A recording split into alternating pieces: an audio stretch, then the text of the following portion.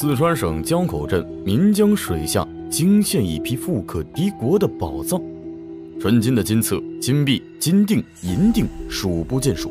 特别是这种100两的金锭、银锭，在中国乃至世界考古史上都是绝无仅有的。在当时，仅这1枚银锭就可换购1万公顷大米。相同的金币在香港拍卖，当场以300万人民币成交。1枚虎钮金印更是令世人瞠目，仅这1枚虎钮金印市场估值8000多万人民币。民间传说，岷江水下的这批宝藏是明朝末年农民军领袖张献忠藏于水下的。据世界年鉴估算，张献忠宝藏数量位列世界第3，亚洲第1。张献忠到底在这里藏了多少宝藏？为何经历300多年无人捞掘？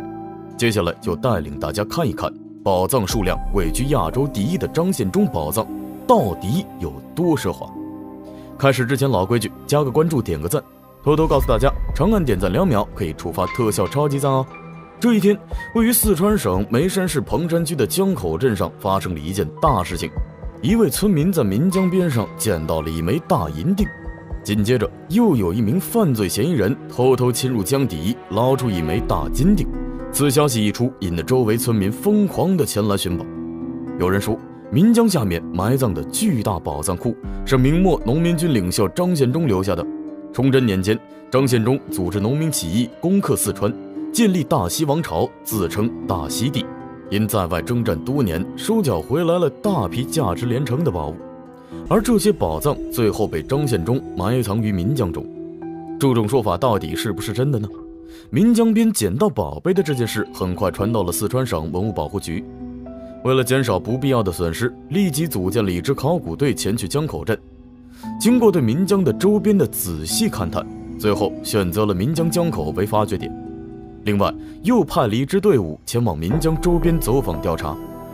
当考古人员路过一片茂密的山林时，一尊石虎赫然地耸立在岩石上，在它对面的石壁上又有一条雕刻精美的石龙。令考古专家惊讶的是，石虎和石龙所对应的方向正是考古专家们正在发掘的岷江江口。这是巧合还是张献忠在这里做的标记？就在这时，考古人员又在石龙的不远处发现了刻有字体的石岩，上面写道：石龙对石虎，金银翠山鼠，中华宝藏兴，民族招千古。这些字体又代表什么意思呢？正在这个时候，岷江江口的发掘工作又出现了难题。因为宝藏埋于水下，而且水流湍急，如果不把江口的水抽干，考古发掘工作根本不能进行。最后，考古专家决定采用围堰筑堤、滩涂的考古方式发掘。根据考古发掘需要，专家决定围出2万平方米的堤堰。规模如此宏大的围堰筑堤，在考古界是史无前例的。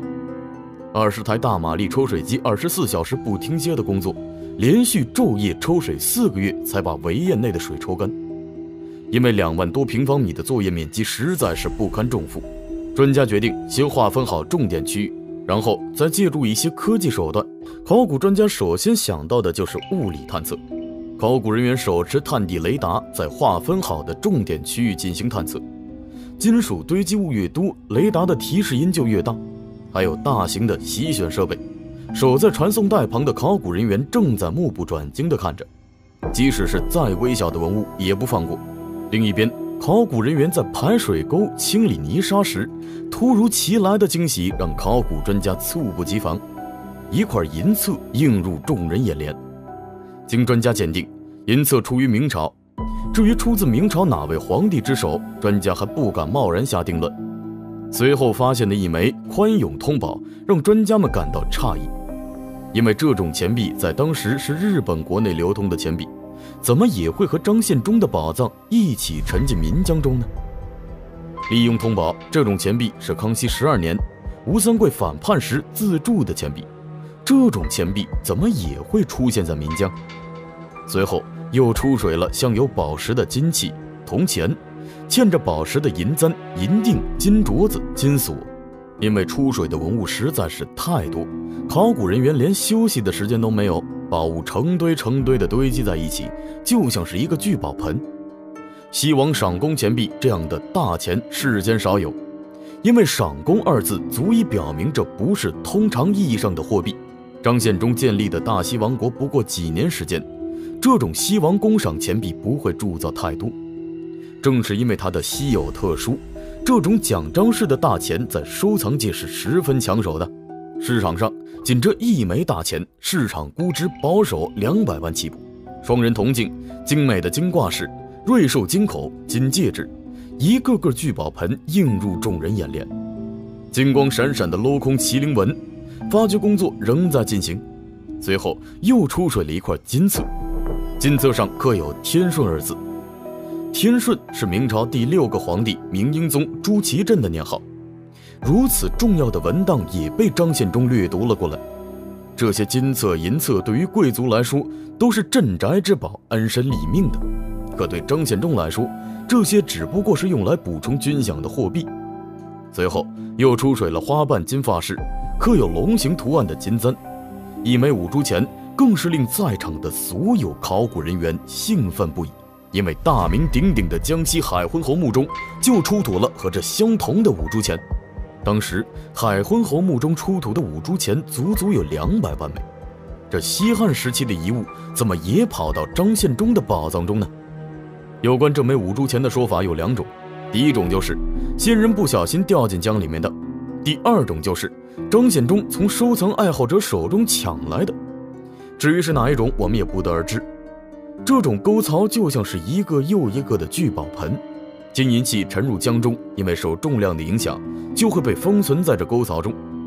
龙首金镯子，裸着身子的小金人，随后又在沟槽中发现了银锭，仅一处沟槽就有9枚银锭，上面刻有文字的银锭大部分都会有制作工匠的名字。在银锭上刻上自己名字的用语在于，一旦银锭纯度不够，就可以直接追究到个人。有人说岷江江口就是一座大金库，这种比喻可以说是一点都不为过。基岩的沟槽就犹如是金库的保险箱，里面储存着大量的大金锭、小金锭、金条、金块，还有储存最多的金镯子、金簪子，有被挤压变形的金印，有又一块金册。这些金册摞在一起，就像是一本书，金光闪闪，十分的耀眼。通过出土这么多的金册，考古专家好像想到了什么。这些金册放在一起，或许会存在着某种联系。果然，令人不可思议的事情发生了。考古专家通过对这4块金册的鉴定，发现这4块金册的主人竟然是后勋、在锦、义真、常元。据史料记载，朱元璋生前为他孙辈以下的子嗣制定了辈分表，比如朱棣的辈分表高瞻齐建佑，后在义常游。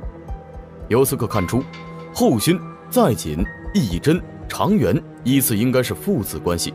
明朝4位皇上皇子的金册竟然全被张献忠抢走了，最后竟然又被考古专家们挖掘了出来，这可真是一件不可思议的事情。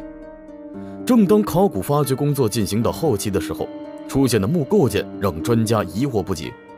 按说木头经历了300多年的洗刷，早应该被水流冲走才对。